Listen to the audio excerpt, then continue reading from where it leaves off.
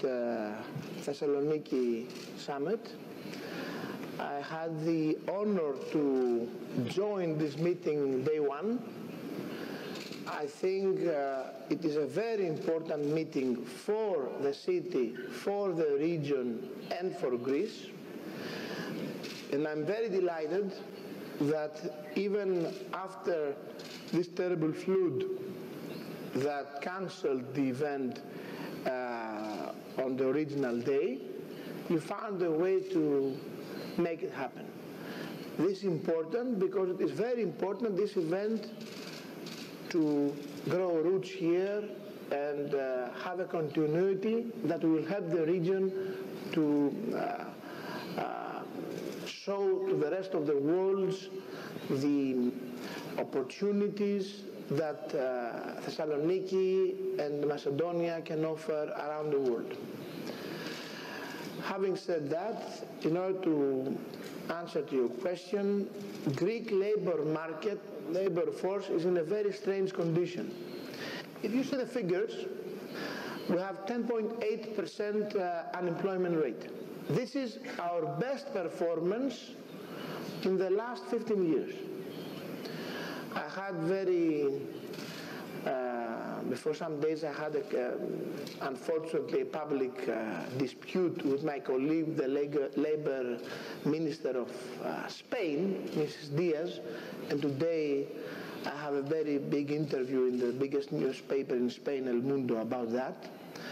Greece started some years ago much higher than Spain in unemployment rate. Now we're much lower than Spain, and our rhythm is going even lower as time passes by.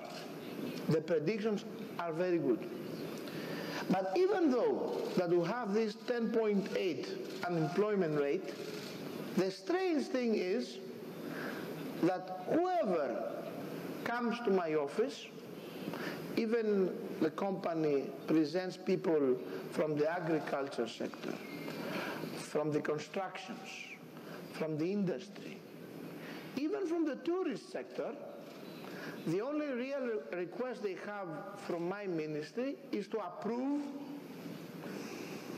people that will come to work in Greece from abroad.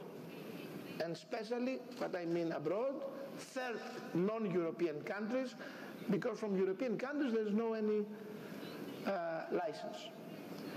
So it is strange that the pressure for import labor force is so heavy, and at the same time our unemployment rate still is 10.8%.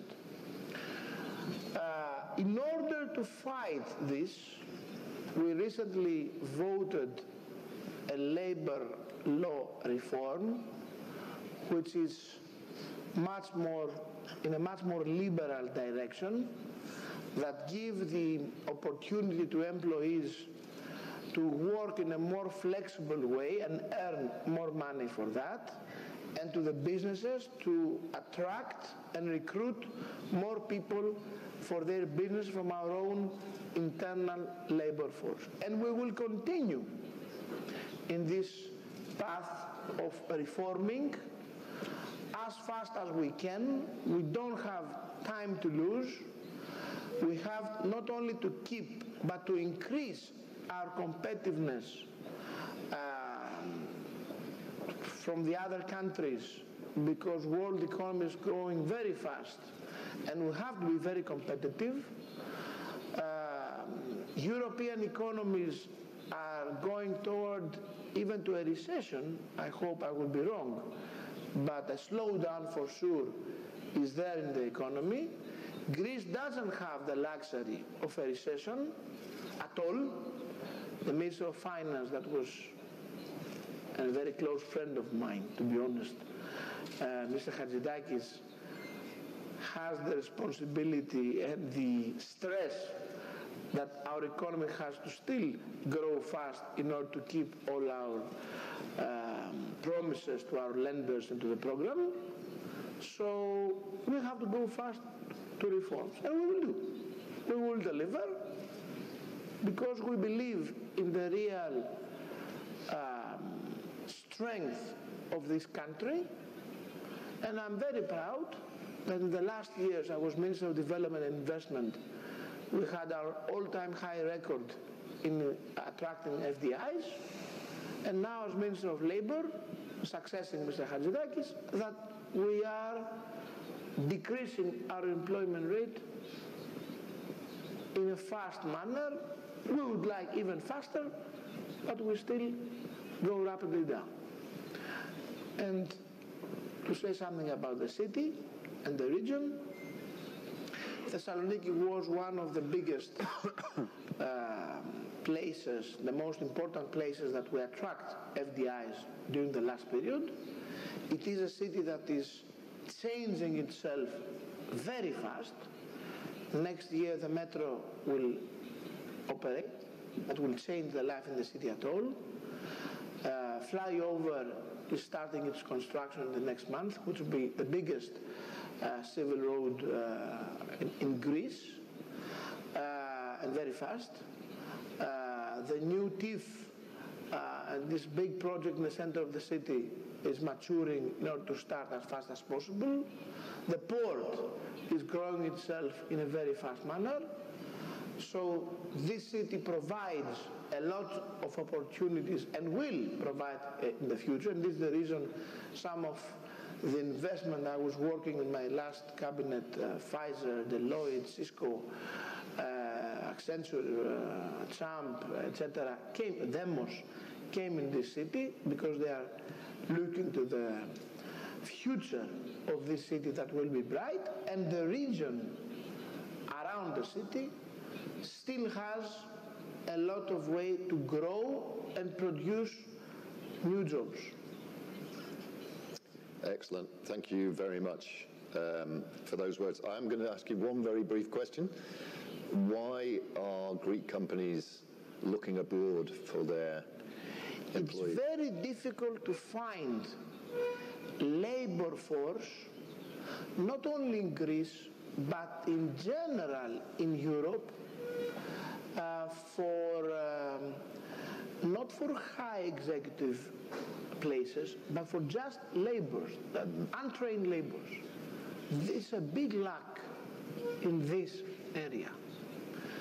As I understand, this is a pressure to Italy, to Spain, even to northern countries a lot. I will give you an example. 2 years ago in Greece, we had 600,000 workers, Albanian origin, in the country. That came early 90s, and they became a part of our society. More than 200,000 of them left Greece in the last 2 years, not to Albania, but to Spain and Italy, because also these countries have the need of more foreign labor. It is a pan-European problem. Right. Okay. Alex was really commentary and appeal on government policy and how the government is supporting fintech, but also innovation and startups in general. So from what you heard, what are your comments? I have to get a little bit to my previous job to answer. First of all, thank Alex for all the good words you said for the improvement of the business environment in Greece. I think the last 4 years we made a huge difference, and this is the reason our economy started working much better, but of course we have a lot more to do. In the startup area, we have voted a lot of law with significant incentives in order to make a startup company successful. We made, under my leadership in the Ministry of Development and Investment, the Elevate Greece platform that helped and financed more than 700 startups in Greece in the last 2 years, which was very strange in the beginning. When we entered in the office, nobody even had thought what a startup means. And of course, we care about fintech industry. I have just to remind you that the first Greek unicorn was a fintech company, Viva Wallet. So Greece proved itself with a lot of talent in a very competitive market. Who would believe that JP Morgan would come to invest in a Greek fintech company $1 billion and say that Viva's wallet platform was the best platform in the world. JP Morgan's, not words, decision in order to put all this money. So yes, we have a lot of talent. Having said that, it's not always easy to take decisions in order to attract investments. I will give you an example. We want to transform our country to a brain gain country. In the last 10 years, we lost a lot of people that went to find better jobs abroad. This is not bad in principle, because these people that went abroad at that time couldn't find job in Greece, so it decreased the unemployment in Greece at that period, that the problem was high. And from the other hand, these people working abroad, they took more skills, they learned how other more progressed economies works. So if we manage to attract them back, we will not only attract the people that left, but we will attract a better quality labor force than we had before. So this is a very big bet for the country. It's not easy because we still have bottlenecks on that. For example, the biggest bottleneck we have is that social contribution in Greece is much higher than this is in my current job now, it's much higher than the European average social contribution payments. And this makes a strange thing. If you get the same salary in Greece from a big company and the same salary in one other European countries, the money that will enter your pocket in Greece is less. So this is a big competitive disadvantage. It's not easy to change it because you have to find the balance between the sustainability of the pension system from the other hand, that it's maybe the most crucial factor for an economy. If your pension system falls, the whole economy falls, nothing can stand. So, but we are working on that. We are going to decrease early next year 1% more the social contribution payments. We have already decreased it as a government 4%, we will reach 5%, and we are working in a plan for the future that maybe will give us a much bigger fiscal ground to go even faster to that direction. So yes, Greece is a fantastic country for someone to live, but Alex, you are a good example. You were born in Thessaloniki.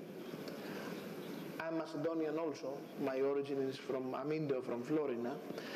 But I have to tell you, and I'm not saying just to be held polite in the city, I really believe that Thessaloniki is the best place to live. It is. The best. The food is fantastic. Nightlife is more than fantastic in any various aspect you can imagine. The environment around is fantastic. The beaches are fantastic. The people are very polite and very fun and good to be around. It's a city with a right scale. It's not too huge, but not too small. I mean, it's a fantastic place to live. But a person like Alec decided to go to Cyprus. I have to comment on that. An export for the Greek state, but not an export for Hellenism. So okay, it's okay you are in Cyprus. But we have to find a way to bring Alex back. We are working on that. We cannot finish the job in 24 hours, but the directions we follow in 2 or 3 years from now, in the 2 or 3rd from now Thessaloniki summit, Alex will announce that I came back to live in Thessaloniki. This is the main goal. I will be very glad to announce that. And we will deliver. Fantastic. Because this is a very big bet for the country and for the economy. Not only for the society, for the society and for the nation, for sure, but for the economy. And if we manage to attract Alec back, we will be able to be much more competitive in the digital nomad area. I will say only one thing to finish and not take your time. We are working very hardly and in infrastructure, hard infrastructure in internet lines in Greece, some very big investments have been announced, and from Nova, and from Cosmote, and from Vodafone in this area in our country. There is a very strong cooperation with Amazon Web Services for a very important network in Greece. And we will provide in the next years very speedy, very fast internet lines, which is the first key factor to attract digital nomads, because if the internet is slow, I don't mean to have it fast in Athens or in Thessaloniki, you have to have it fast in the islands, because a digital nomad, maybe he would like to come to live in Greece in an island, and maybe a far island. If you provide him there the right conditions, he will sure come. It's much better working from a beautiful Greek island than from Northern Europe that is always cloudy and stormy. I don't have anything against Northern Europe. I love Northern Europe. They're my friends. But let's be honest, Greece is more shiny and more relaxed to live in. So one of the visions our government has for Greece, for the future, beyond all other kind of investments, we believe that this far distance economy through internet that is building day by day, that COVID-19 crisis increase the speed to this direction, and in the decades will come, it will follow for sure. We think that Greece could be transformed to something like Florida of the United States of European Union. And of course the new leader of Syriza will know that better since he was living in Miami. So we understand that in a more capitalist way, even with the opposition party now, and find ways to do it faster. You could have resisted that final comment if you'd really tried, I'm sure. I couldn't. Okay.